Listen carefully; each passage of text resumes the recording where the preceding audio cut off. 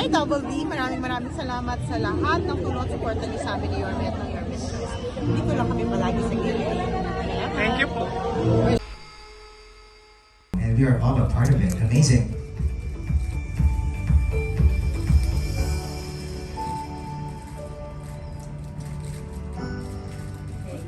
We are delightful that we have officially signed the contract, making this already a reality for us all. And I think we're going to be hearing some words coming from our partner, that is GMA, from the Senior Vice President of GMA Programming, Sparkle, and GMA Worldwide Group. How about a big hand for Miss Annette Gaza? Hi, good afternoon, Miss Annette.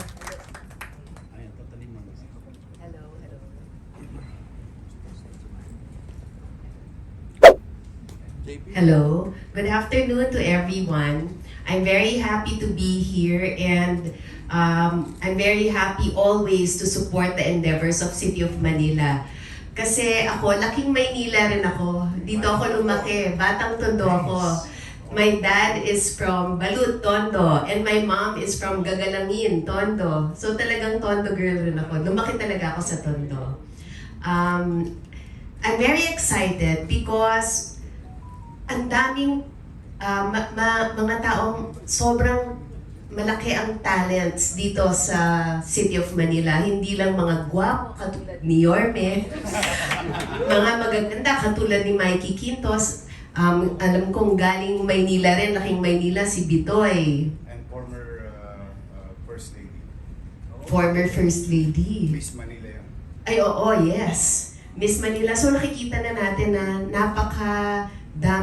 Manila is very rich in talented, beautiful individuals. So GMA is very excited to partner with Miss Manila para sa mga candidates na darating at lalo na sa mananalo para mabigyan sila ng opportunity to enter the showbiz industry. So we're very excited na makilala na sila. Thank you. Yeah, you're also excited. Maraming salamat. For sure, they're going to be sparkling. Of course, as they get to enter this pageant, get to see, of course, not only the beauty, but the brains, and of course, the culture that they bring with them. Our pageant contestants or delegates for the Miss Manila. And of course, nasabi na ni Miss Annette, no, na hindi lang mga gwapo at maganda ang meron sa Manila. Kung hindi, meron din tayong mga respetado at buong pusong naglilingkod sa bayan or sa City of Manila. So ladies and gentlemen, of course, let me call on and please give a warm welcome to the leader of Manila that we all get inspired because of his story and his hard work. How about a big hand for Honorable Mayor Iskomoreno Tumagoso. Thank you. Good afternoon, ladies and gentlemen, to our friends in the media, especially showbiz journalists, and to the bloggers at the station. And I would like to welcome again ang tunay na batang Maynila, Annette Gozon. Ang GMA po, talaga totoo po yun, yung father niya and the family, mayroong roots, deep roots sa lungsod ng Maynila. And Voltaire, welcome to Manila. Na aming pinakamagandang tourism officer, Director Crystal Magaching. We're very excited as a city to showcase to the world beauty and talent and intelligence of individuals who has a story to tell about Manila and experience Manila. So residents and non-residents who have a story to tell and their experience, life experience here in Manila can now join the prestigious competition, Beauty, Talent, and Intelligence competition sa City of Manila. Kung kayo po'y uusog ng kaunti sa kasaysayan, makikita po ninyo, wala pa pong Miss Universe o Binibining Pilipinas, meron na pong Miss Carnival. And Miss Carnival is considered as Binibining Pilipinas at the time. And one of the famous individual who is very known to us is formerly First Lady Imelda Romualdez Marcos na naging Miss Manila along the way through the leadership of our former mayors in the city. Then when they started it, Lacson, Villegas, Bagaching, and so on and so. So we are now continuing what they built in the past. Ang mga pamana sa amin ng aming mga dating pamunuan sa lungsod ng Maynila. And in our own little way as a city government, to support talented individuals, to showcase their skills. Ayun naman ang purpose nito lahat. And I am also grateful to JV7 and Empire PH joining and helping, and actually not only joining, taking the lead of our activities in the city. So, sa ating mga magagandang dilag, maganda, matalino, at talentado, isa lamang po masasabi ko, nasabi na sa inyo ang petsa, isa lang po masasabi ko, welcome po kayo sa Maynila. And lastly, this is also the new tagline, tourism tagline, Manila may Manila, is also showing our being, as a city, being grateful to a national artist, Nick Joaquin, who wrote so many things, history. Itong si Nick Joaquin, may isang libro po yan na baka inaalikabukan na sa mga library ninyo, buksan po ninyo.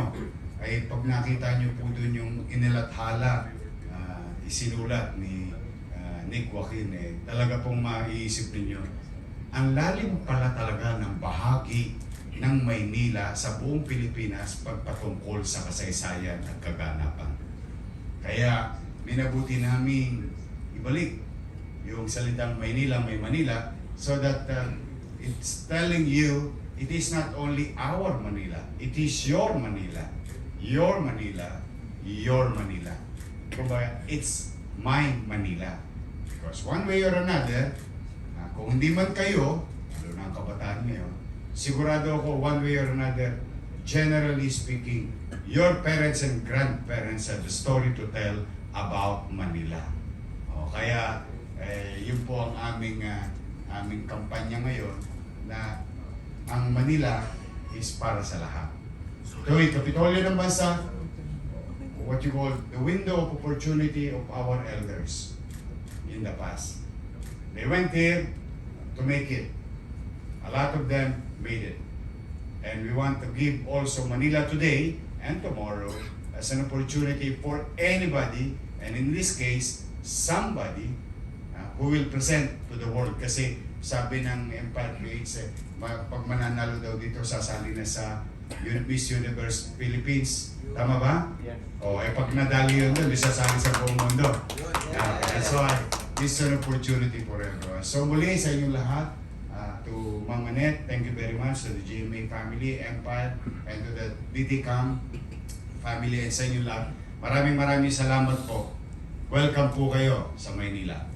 Palakpakan natin. Ating puting Mayor, maraming salamat po. Nakakatuwa talaga na alam mo yung Mayor natin ay sumusuporta din sa talento at ganda ng mga taga-Manila at ang buong Pilipinas. Ika nga kasi nga, ire-representa ang buong Pilipinas sa mundo just in case for the Miss Universe Philippines or the Miss Universe already. And I love the story of Manila. May Manila, nung sinabi pa lalo ng ating mayor, no, kung bakit nga ba binabalik yun, no, from Nick Joaquin, one of our national artists. Nakakatuwa, no? Because I also would love to point out that somehow when we say Manila, my Manila, parang nagkakaroon, syempre, apart from pride, responsibility na akin to eh.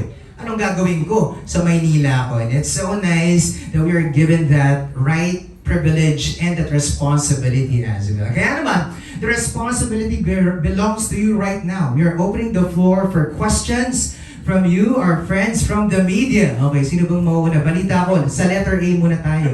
Sir Arman? Armin, yeah. Hi, good afternoon. Congratulations on the new partnership. I'd like to know what can pageant fans expect from the relaunch or the rebirth of the Miss Manila pageant? Anyone can answer, Miss Pagatsing or Mayor Isko. Thank you, Armin, for that question. What can they expect? Aside from the new logo, iikot po ang mga candidates. They will be going around Manila. They will see how beautiful and vibrant Manila is. Magfo-food trip sila sa Binondo, sa Fusion Alley. They will check out the historical and heritage sites of Manila and Intramuros, and many, many more. And they will participate in the events of Manila, such as the Flores de Mayo and the Araw ng Maynila activities that we have in June. So abangan po ninyo yan. They have a full calendar. Hindi lang namin ilabas lahat ng activities now, so that you have something to look forward to. That's right. Para may konting pang-excite. Yes, volunteer. No, I'd like to add to. I'm sorry. I'd like to add. May upside lang. May upside din yung mga mananalo. Kasama namin ng GMA sa Yun. Yun eh. Yun ang upside dito. That's what they're going to expect more. Yeah.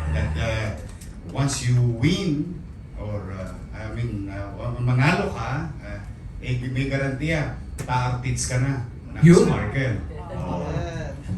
Pagkayari pa, mamukat-mukat mo, sasali ka sa binibining Pilipinas. Pag nadali mo yun, pwede ka na sa Miss Universe. Yun. Di ba? Miss Universe, tama. Diretso na sa Miss Universe Philippines. Ibig sabihin, there is a ladder to greatness. Yes. And Miss Manila is the point A. Point B is GMA. And Yes. point C is The Miss universe.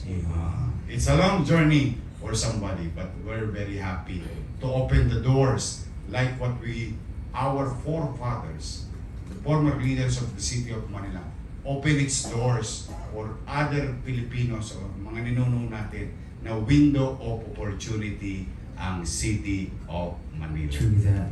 From the OG festival queen, no, to now Miss Universe, coming from Miss Universe, of course. Miss OG Universe. Festival Queen. Hindi naman. No, but first, Mayor, I'm proud to say I can say this is my Manila also. Yeah. Because taon-taon nagbabayad ako ng buwis sa condo ko behind Diamond Hotel. Yun. So yes, I belong. Puro taga Manila pala nandito sa Yes. Panginoon. There is always a story to tell. Yes. No, but one of the things that I want to add to this is what you see here on this table. When we started the local directorship program in Miss Universe Philippines, this is what we had envisioned. People in government, the local government units, the mayor, the important people in the community who have that desire to promote the people and their community. When you have these people behind supporting the delegates, you have that the professionalism, the credibility, and the passion to support them. These are the types of people that we want supporting the delegates of Miss Universe Philippines. Because to be a Miss Universe Philippines delegate, it's not an easy task. It really takes a village. It takes an entire city, a province. And I hope that this becomes the role model for the coming years, for the coming months, for the other provinces to follow suit. That this is what the local directorship program of Miss Universe Philippines should be like.